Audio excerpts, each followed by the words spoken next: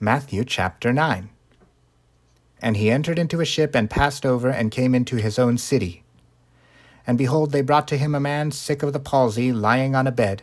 And Jesus, seeing their faith, said unto the sick of the palsy, Son, be of good cheer, thy sins be forgiven thee.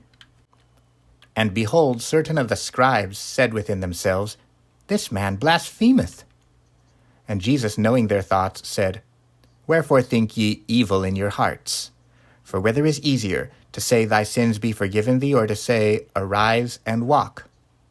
But that ye may know that the Son of Man hath power on earth to forgive sins, then saith he unto the sick of the palsy, Arise, take up thy bed, and go into thine house.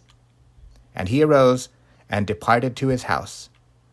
But when the multitudes saw it, they marveled and glorified God, which had given such power unto men. And as Jesus passed forth from thence, he saw a man named Matthew sitting at the receipt of custom. And he saith unto him, Follow me. And he arose and followed him. And it came to pass, as Jesus sat at meat in the house, behold, many publicans and sinners came and sat down with him and his disciples. And when the Pharisees saw it, they said unto his disciples, Why eateth your master with publicans and sinners? But when Jesus heard that, he said unto them, They that be whole need not a physician, but they that are sick. But go ye and learn what that meaneth. I will have mercy, and not sacrifice. For I am not come to call the righteous, but sinners to repentance. Then came to him the disciples of John, saying, Why do we and the Pharisees fast oft, but thy disciples fast not? And Jesus said unto them, Can the children of the bride chamber mourn as long as the bridegroom is with them? But the days will come when the bridegroom shall be taken from them, and then shall they fast.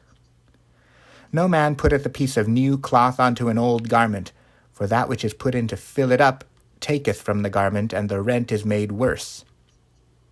Neither do men put new wine into old bottles, else the bottles break, and the wine runneth out, and the bottles perish. But they put new wine into new bottles, and both are preserved. While he spake these things unto them, behold, there came a certain ruler, and worshipped him, saying, My daughter is even now dead, but come and lay thy hand upon her, and she shall live. And Jesus arose and followed him, and so did his disciples.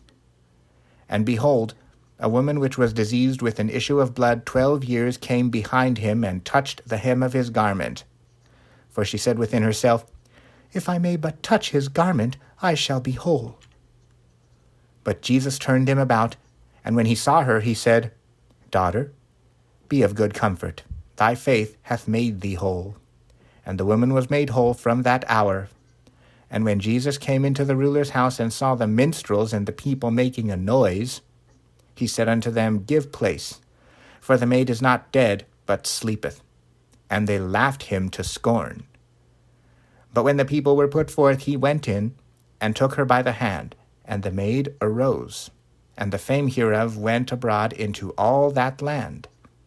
And when Jesus departed thence, 2 blind men followed him, crying and saying, Thou Son of David, have mercy on us.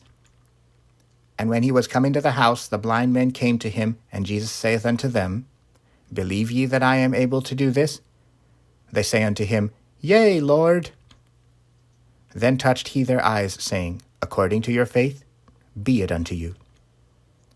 And their eyes were opened, and Jesus straitly charged them, saying, See that no man know it. But they, when they were departed, spread abroad his fame in all that country. As they went out, behold, they brought to him a dumb man possessed with the devil. And when the devil was cast out, the dumb spake. And the multitudes marveled, saying, It was never so seen in Israel. But the Pharisees said, He casteth out devils through the prince of the devils.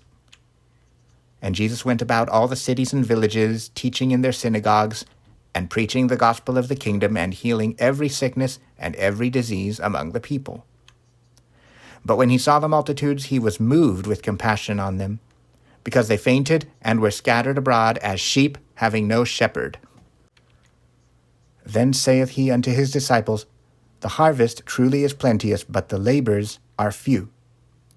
Pray ye therefore the Lord of the harvest, that he will send forth laborers into his harvest.